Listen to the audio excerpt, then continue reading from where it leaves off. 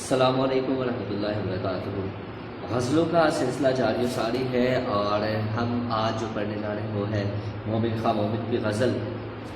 ہمارے سلیبس میں 2 غزلیں شامل ہیں۔ سب سے پہلے ہم پہلے غزل کی تشریح کرتے ہیں، لیکن اس سے پہلے ہم مومن کا تھوڑا سا تعارف آپ کو بتاتے چلیں کہ مومن خواہ مومن خان کا نام اور مومن خان نام اور مومن تخلص تھا۔ والد کا نام غلام نبی خان تھا۔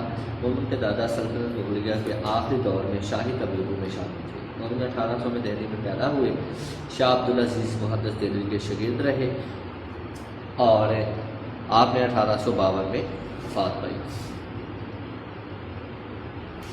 ان کی پہلی غزل جو ہمارے سلیبس میں شامل ہے وہ اس میں کہتے ہیں کہ اثر اس کو ذرا نہیں ہوتا، رنج راحت فضا نہیں ہوتا۔ کہتے ہیں کہ میرے دوست میرے رنج و علم کا کچھ اثر نہیں ہو رہا، جس وجہ سے میرا غم جدائی ختم نہیں ہو رہا، غم جدائی ختم نہیں ہو رہا اور وصل کی خوشی نصیب نہیں ہو پا رہی۔ استاد الشعراء مومن خواہ مومن اردو ادب کے بلند پایا شعراء میں شمار ہوتے ہیں۔ آپ کا نام میر تقی میر، ابراہیم ذوق اور مرزا اسدہ غالب کے ساتھ لکھا جاتا ہے۔ آپ کی شاعری میں سادگی، سلاست اور معنی آفرینی اپنے کمال دکھاتی ہے۔ تشریح طلب شعر میں اپنا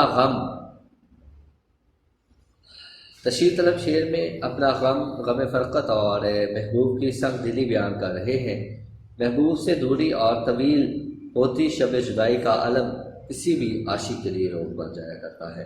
احمد فراز کہتے ہیں کہ 2 گھڑی اس سے رہو دور تو یوں لگتا ہے، 2 گھڑی اس سے رہو دور تو یوں لگتا ہے، جس طرح سایہ دیوار سے دیوار جدا۔ شاعر کی خواہش ہے کہ اس کا حال دل اس کے دوست تک نہ صرف پہنچے بلکہ اس پر اثر انداز بھی ہو۔ احمد الدین قاسم نے ایک جگہ کہا تھا کہ مر جاتا ہوں جب یہ سوچتا ہوں کہ تیرے بغیر جی رہا ہوں، اور احمد فراز نے کہا تھا کہ اس قدر مسلسل تھی شدت جدائی کی، آج پہلی بار اس سے میں نے بے وفائی کی۔ اور عاشق اپنے دوست کو نرم دلی پر لانے کے لیے 100 جتن کرتا ہے۔ کبھی آنکھیں ساور بنتی ہیں تو کبھی پاؤں کے چھالے دکھائے دیتے ہیں۔ صحیبہ اختر کہتی ہیں کہ شاید وہ سخت دل ہو کبھی مائل کرم، صورت نہ دے یقین کی اس احتمال کو۔ مومن خواہ مومن کی پہلی غزل جس کے پہلے شعر کی ہم تشریح کر رہے تھے، دوسرا شعر دیکھیے گا کہ ذکر اغیار سے ہوا معلوم، حرف نا سے برا نہیں ہوتا۔ یعنی زبان یار سے رقیبوں کا ذکر سن کر ہمیں احساس ہو گیا کہ ہمیں نصیحت کرنے والے کچھ غلط بھی نہیں کہتے۔ مومن خواہ مومن اس شعر میں انسانی جلد بازیاں اور بعد از وقت پچھتاوے کا منظر بیان کر رہے ہیں۔ عشق ایک ایسی آگ ہے کہ جب سلگنا شروع ہو تو نصیحت کے پانی سے بھی نہیں بجھ پاتی۔ جب عاشق اس آگ میں جل کر راکھ ہو جاتا ہے تب اسے ناصح کی نصیحت کا صحیح احساس ہوتا ہے، لیکن تب یہی کہا جا سکتا ہے کیا پچھتائے کیا بود جب چڑیا چگے کھیت، گیا وقت پھر لوٹ کر نہیں آتا، جو نقصان ہو چکا ہوتا ہے اسے واپس نہیں لایا جا سکتا۔ آپ جو کہتے ہیں سب حضرت ناصح ہے وجہ، کیا کروں ذہن سے لفظ اتر جاتے ہیں۔ اور ایک اور جگہ مرزا غالب کہتے ہیں کہ حضرت ناصر گر آنے دیدہ و دل فرش راہ، کوئی مجھ کو یہ تو سمجھا دو کہ سمجھائیں گے کیا۔ داغ دہلوی کہتے ہیں کہ تمہارے خط میں نیا ایک سلام کس کا تھا، نہ تھا رقیب تو آخر وہ نام کس کا تھا۔ اور ظہیر دہلوی جو ہے وہ بھی اپنا حصہ یوں ڈالتے ہیں کہ سمجھیں گے نہ اغیار کو اغیار کہاں تک، سمجھیں گے نہ اغیار کو اغیار کہاں تک، کب تک وہ محبت کو محبت نہ کہیں گے۔ دوسرا شعر تھا جس کی ہم تشریح کر رہے تھے، تیسرا شعر دیکھیے گا کہ تم ہمارے کس طرح نہ ہوئے، تم ہمارے کس طرح نہ ہوئے، ورنہ دنیا میں کیا نہیں ہوتا۔ شاعر کہتے ہیں کہ اے میرے دوست میری لاکھ کوشش پر بھی تم میرے نہ ہو سکے، حالانکہ اس دنیا میں ناممکن کام بھی ہو جایا کرتے ہیں۔ مومن اس شعر میں راہ محبت میں اپنی طرف سے کیے جانے والے جتن بیان کر رہا ہے، اگرچہ اس کی تمام کوششیں رائگاں گئیں اور ہر کام مایوسیوں سے جنگ لڑنا پڑی، مگر وہ راہ عشق سے فرار نہیں ہوا۔ اس شعر میں اپنا زخم جگر بازوار شکوہ ضرور آشکار کر رہا ہے، جسے ٹھوکر لگے گی وہ پھر چیخنے لگے گا، تو روح دل سنگ و خیش تو ہوتا نہیں، ہر چوٹ پر درد کی نئی ٹھیس لب کشائی پر مجبور کر دیتی ہے۔ مرزا غالب نے کہا تھا کہ دل ہی تو ہے نہ سنگ و خیش درد سے بڑھ نہ آئے کیوں، روئیں گے ہم ہزار بار کوئی ہمیں ستائے کیوں۔ اور امیر میرائے نے کہا تھا کہ ساری دنیا کے ہیں وہ میرے سوا، میں نے دنیا چھوڑ دی جن کے لیے۔ سعد اللہ شاہ کہتے ہیں کہ جہاں پھولوں کو کھلنا تھا وہیں کھلتے تو اچھا تھا، تمہیں کو ہم نے چاہا تھا تم ہی ملتے تو اچھا تھا۔ اور آگا زبردی کہتے ہیں کہ اے شب غم میرے مقدر کی، تیرے دامن میں ایک سحر ہوتی ہے۔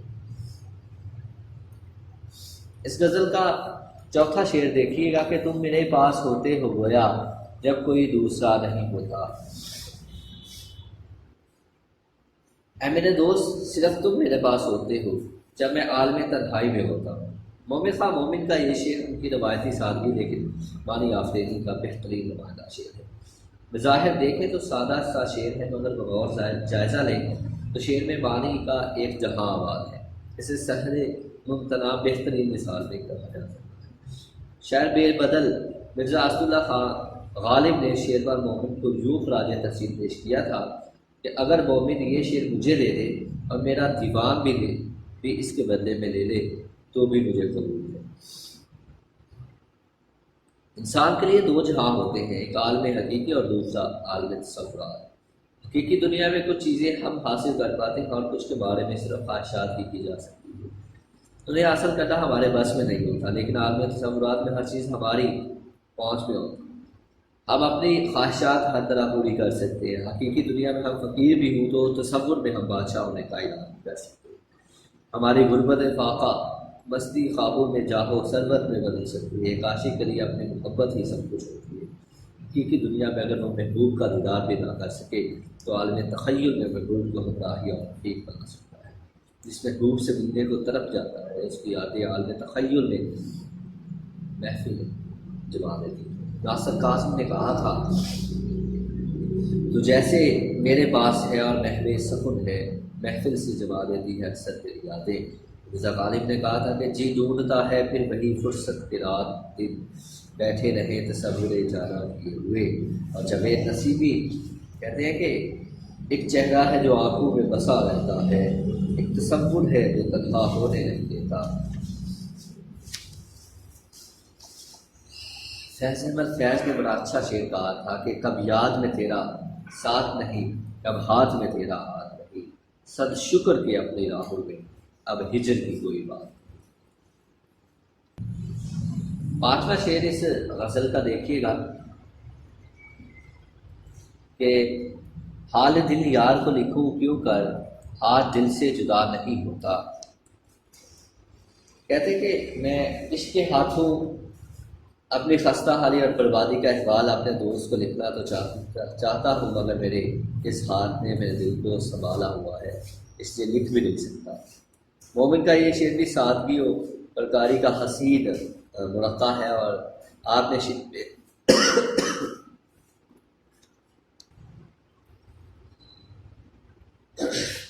شعر میں اپنی تباہ حالی اور فراق محبوب کے باعث مرض عشق کی شدت بیان کی ہے۔ مومن نے نہایت سادگی سے محبوب کے ظلم و ستم، جفاکاری، بے وفائی کو بھی واضح کر دیا، اپنے زخم دل و جگر کی ابتر حالی کو آشکار کیا۔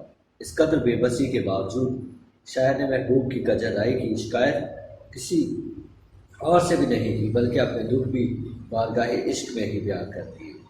اس سے یہ بخوبی ثابت ہو جاتا ہے کہ شاعر کے لیے محبوب کے سوا کسی اور کا تصور بھی محال ہے، لیکن محبوب اپنی کجرائی تصدیق کرنے کے لیے تیار نہیں۔ صحیبہ اختر کہتی ہیں کہ ثبوت مانگ رہے ہیں میری تباہی کا، مجھے تباہ کیا جن کی کجرائی نے۔ اور شفیق رضوی کہتے ہیں کہ اس مرض کو مرض عشق کہا کرتے ہیں، نہ دوا ہوتی ہے جس کی نہ دعا ہوتی ہے۔ اور مرزا غالب نے کہا تھا کہ یہ ہم جو ہجر میں دیوار و در کو دیکھتے ہیں، کبھی سوا کو کبھی نامور کو دیکھتے ہیں۔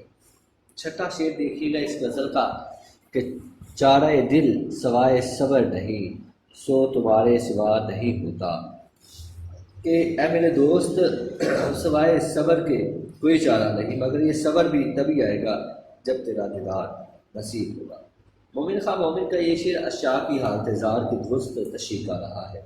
عشق کا سا نہیں، یہ سنگلاخ چٹانوں کی وادی ہے، کانٹوں سے اٹا راستہ ہے، دہتے انگارے اس راہ میں بچھے نظر آتے ہیں، لیکن عاشق کو اس راستے پر چلے بنا کوئی چارہ نہیں، وہ دستے محبوب کو پا سکتا نہیں، زلف یار کو سنوار سکتا نہیں، بزم یار میں شرف یابی بھی اس کے بس میں نہیں، مگر حالات ایسے ہیں کہ سوائے صبر کے اور کچھ بھی نہیں کیا جا سکتا۔ شاید اس بات کو تسلیم بھی کر سکتا ہے کہ صبر کیے بنا کوئی چارہ نہیں، لیکن شاید اپنی بے بسی بھی بیان کرتا ہے کہ محبوب کو دیکھے بنا صبر نہیں آ سکتا۔ حبیب الشعر دہلوی کہتے ہیں کہ صبر ہے دل کو یہ حالت نہیں دیکھی جاتی، شہر ہے درد کے اب ضبط کا یارانہ نہ رہا۔ اور امیر ننائی کہتے ہیں کہ تیر پر تیر لگاؤ تمہیں ڈر کس کا ہے، سینہ کس کا ہے میری جان، جگر کس کا ہے۔ اور آخری شعر اس ضرور کا دیکھے گا کہ کیوں سنے عرض مفترض مومن، صنم آخر خدا نہیں ہوتا۔ کہتے کہ محبوب تمہاری بے چینی بے قراری سے آخر متاثر کیوں ہوئی، وہ پتھر کا صنم ہے، خدا کی طرح رحیم و کریم نہیں ہے۔ مومن غزل کا اختتام دل کا شعر پر کر رہے ہیں۔ مقطع شاعر کا حال دل اور بے بسی کو خوب واضح کر رہا ہے۔ شاعر اپنے محبوب کو سنگ دل قرار دیتا ہے، چونکہ پتھر کے کال نہیں ہوتے، دل نہیں ہوتا، اس لیے وہ تمہارا محبوب کیسے محسوس کرے اور تمہاری مصیبتوں پر کیسے پہنچ جائے۔ شاعر لکھنوی کہتے ہیں کہ کتنے دل تھے جو ہو گئے پتھر، کتنے پتھر تھے جو صنم ٹھہرے۔ اور میر تقی میر کہتے ہیں کہ ہر زخم جگر داغ محشر سے ہمارا، انصاف طلب ہے تیری بیداد گری کا۔ ہم پڑھ رہے تھے مومن خواہ مومن کی پہلی غزل جس کے اشعار کی ہم نے تشریح کی۔ اپنا بہت سارا خیال رکھیے گا، ہنستے رہیں، مسکراتے رہیں، شاد و آباد رہیں۔ ویڈیو پسند آئی تو لائک کریں، اپنی رائے کمنٹ کریں، ایسے ہی مزید ویڈیوز کے لیے ہمارا چینل سبسکرائب کریں اور بیل کا آئیکن دبائیں تاکہ آپ کو ہر ویڈیو کا نوٹیفیکیشن ملتا رہے۔